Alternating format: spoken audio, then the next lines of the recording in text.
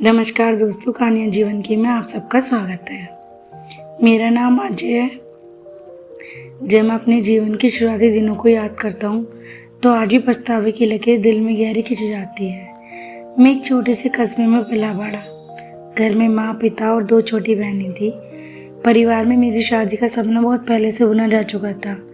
माँ हमेशा कहती, अजय बहू ऐसी होनी चाहिए जो घर का मान बढ़ाए और साथ में अच्छा दहेज भी लाए। पड़ोसियों के सामने हमारी इज्जत का सवाल है। मैंने कभी माँ की बातों को काटा नहीं। बचपन से मेरे भीतर ये बैठा दी गई कि शादी सिर्फ 2 दिलों का मिलन नहीं होती, बल्कि परिवार की आर्थिक प्रतिष्ठा का सौदा भी होती है। शादी के लिए कई रिश्ते आए, पर आखिरकार मेरी शादी सीमा से तय हुई। सीमा एक साधारण परिवार की लड़की थी, पढ़ी लिखी, संस्कारी और बेहद शांत स्वभाव वाली। पहली बार जब मैंने उसे देखा तो उसकी आंखों की मासूमियत ने मुझे प्रभावित किया, लेकिन मेरे घर वालों को ध्यान सिर्फ एक ही चीज़ पर था, दहेज। सीमा का परिवार संपन्न नहीं था। उन्होंने जितना हो सके उतना दिया, लेकिन मेरे घर वालों की उम्मीद के आगे वह सब बहुत छोटा था। शादी का दिन आया, बारात निकली, ढेरों गाने बजे, पर मेरे माता पिता और रिश्तेदारों के चेहरों पर असंतोष साफ झलक रहा था। शादी तो हो गई, पर जैसी सीमा ने इस घर में कदम रखा, उसके लिए ताने और अपमान का दौर शुरू हो गया। माँ रोज कहती, तेरे मायका वालों ने क्या दिया है? लोग तो सोने के सेट, मोटरसाइकिल, गाड़ी तक लाते हैं, और यहाँ देखो हमें क्या मिला है, बस बोझ। सीमा चुपचाप सब सहती रही, कभी पलट कर जवाब नहीं देती। उसकी आंखें बहुत कुछ कहती, पर उसके होठ बंद रहते। मैं भी ये सब देखते, लेकिन सच कहूँ तो मैंने भी कभी सीमा का साथ नहीं दिया, बल्कि कई बार माँ की हाँ में हाँ मिलाता। मेरे भीतर भी लालच पड़ने लगा था। शादी को अभी 6 महीने हुए थे। एक दिन माँ और पिता ने मुझे अलग ले जाकर कहा, अजय अगर इस लड़के के मायके से कुछ नहीं आ सकता तो इसे यहाँ रखने का क्या मतलब? अपनी इज्जत बचाने तो इसे निकाल दो, नई शादी कर लो, इस बार ढेर सारा आएगा। उस वक्त मैं पूरी तरह अंदर था। मैंने वही किया जो मेरे घर वालों ने कहा। सीमा को सामने बुलाया और वह हैरान थी। मैंने कठोर स्वर में कहा, सीमा तुम्हारे मायके में हमें कुछ नहीं दिया, इस घर में तुम्हारा कोई हक नहीं है, अब तुम अपने मायके लौट जाओ। उसकी आंखें भरे हुए कांपती बोली, अजय ये सिर्फ दहेज न लाने के कारण एक पत्नी का रिश्ता तोड़ा जा सकता है। मैंने तो तुम्हें अपना सब कुछ माना था। मैंने नजरें फेर ली। उसने अपने आंसू पोंछे और जाते जाते बस इतना कहा, ठीक है अजय, तुमने मुझे ठुकरा दिया, लेकिन याद रखना भगवान इंसाफ करेगा। एक दिन मेरे आंसू की कीमत चुकानी पड़ेगी। उसकी ये बात मेरे कानों में गूंजती रही, पर उस वक्त मैंने अनसुना कर दिया। जिंदगी आगे बढ़ी। मैंने दूसरी शादी कर ली। घर में सब सामान्य हो गया। धीरे धीरे एक बेटा रोहन मेरे जीवन की धड़कन था। उसकी मासूमियत, तो उसकी हंसी, उसकी छोटी छोटी हरकतें सब मेरे जीवन का आधार बन गई। मैं अपने अतीत को भूल चुका था। सीमा का चेहरा और उसकी कई बात कहीं धुंधली गई थी, पर नियति को शायद कुछ और ही मंजूर था। एक दिन रोहन स्कूल से लौटते हुए सड़क हादसे का शिकार हो गया।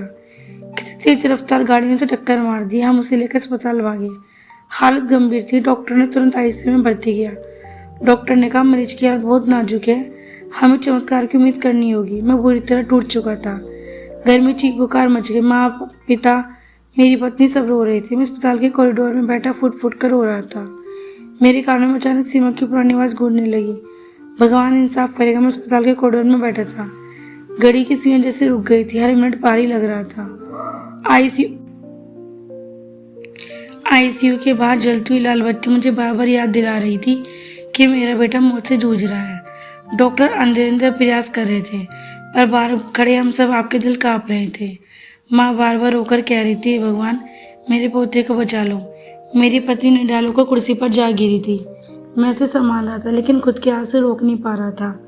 हर थोड़ी देर में कोई नर्स बाहर आती और हमें सिर्फ इतना कहती, अब स्थिति नाजुक है। मेरे भीतर जैसे जान ही नहीं बची। उन पलों में मुझे बार बार सीमा की कई आखिरी बात याद आ रही थी, भगवान इंसाफ करेगा।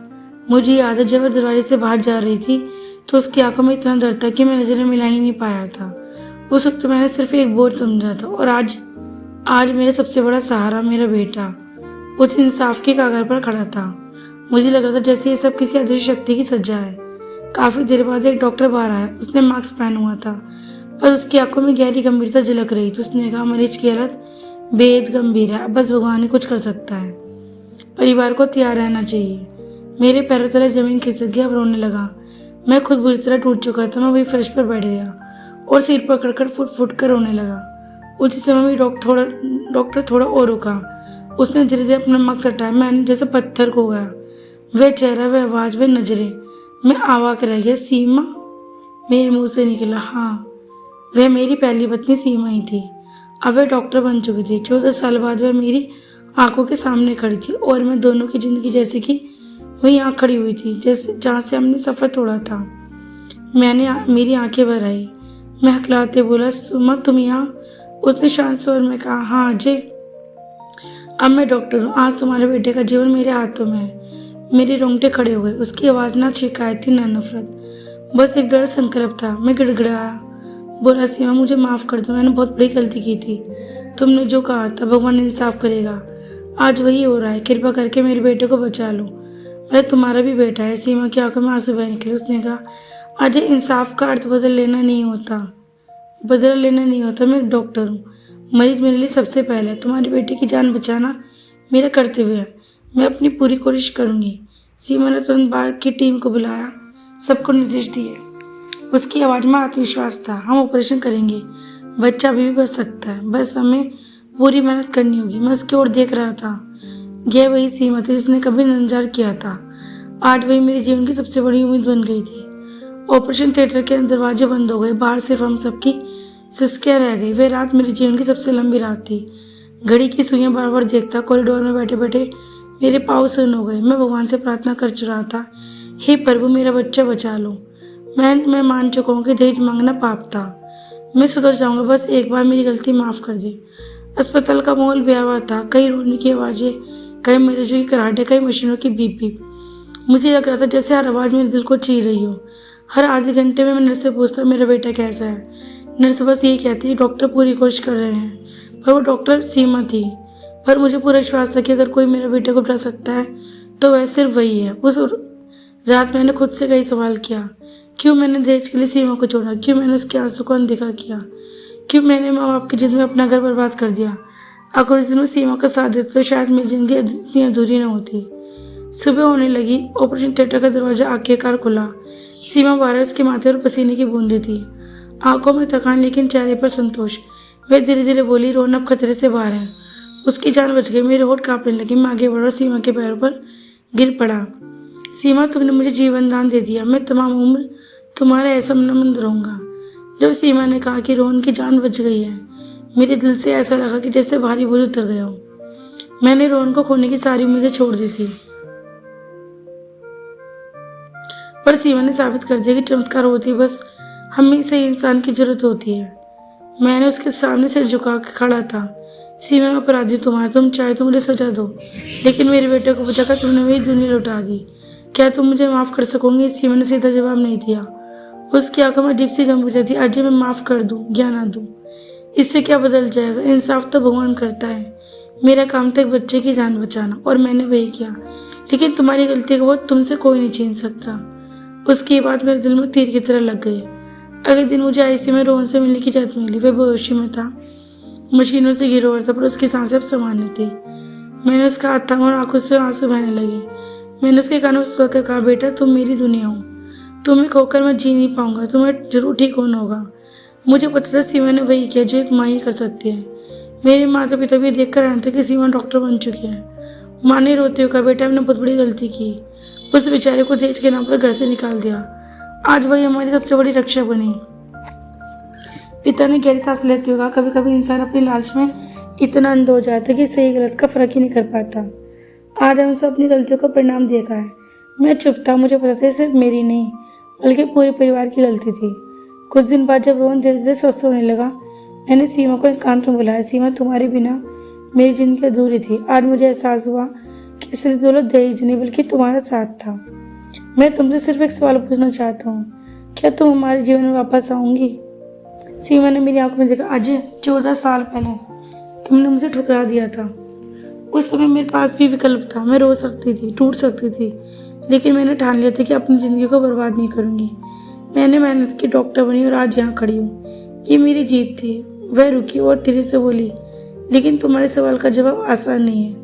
मैं सिर्फ तुम्हारे बेटे के लिए यहाँ हूँ। उसे ठीक होने के बाद मेरा रास्ता अलग है। मेरे दिल पर जैसे किसी ने चोट कर दी। मैंने रोते हुए कहा, सीमा, अगर मैंने अपराध इतने बड़े किए तो मुझे माफ़ी भी नहीं मिल सकती। तो भी मैं तुम्हारा सम्मान करता हूँ, लेकिन मैं चाहता हूँ कि रोहन को कम से कम सच्चाई पता चले कि उसकी ज़िंदगी किसने बचाई। वह जान के उसकी माँ जैसी एक और माँ है जिसने उसके लिए अपनी जान लगा दी। सीमा चुप रही, उसकी आंखों में आंसू गिरे पर उसने कुछ नहीं कहा। कुछ दिन बाद रोहन ने धीरे धीरे बोलना शुरू कर। उसने पूछा, पापा वो डॉक्टर आंटी कौन है? वो बाबा मुझे देखने क्यों आती है? मैं कुछ नहीं कह पाया, लेकिन सीमा ने उसके सिर पर हाथ फेरते हुए कहा, मैं बस तुम्हारी दोस्त हूँ बेटा, तुम्हें जल्दी ठीक होते देखना चाहती हूँ। उसकी आवाज़ में इतना प्यार था कि रोहन ने मुस्कुरा दिया। एक रात मैंने सीमा को अस्पताल की बालकनी में अकेला खड़ा पाया। वह आसमान की ओर देख रही थी। मैंने धीरे से पूछा, सीमा तुम क्यों रो रही हो? मैं बोली, अजय मैं अपने दिल से लड़ रही हूँ। एक तरफ मेरा मन कहता है कि तुम्हें माफ़ कर दूँ क्योंकि तुमने अपनी गलती मानी, लेकिन दूसरी तरफ वही पुराना दर्द जिसने मुझे खुद रातों को रुलाया, जिसने मजबूर किया कि मैं खुद को संभाल लूँ। ये जख्म इतने गहरे कि भरने में वक्त लगेगा। मैंने उसका हाथ पकड़ने की कोशिश की, लेकिन उसने धीरे से खींच लिया। आज जब भी मेरा फैसला अधूरा है, वक्त बताएगा कि मैं क्या चुनूंगी।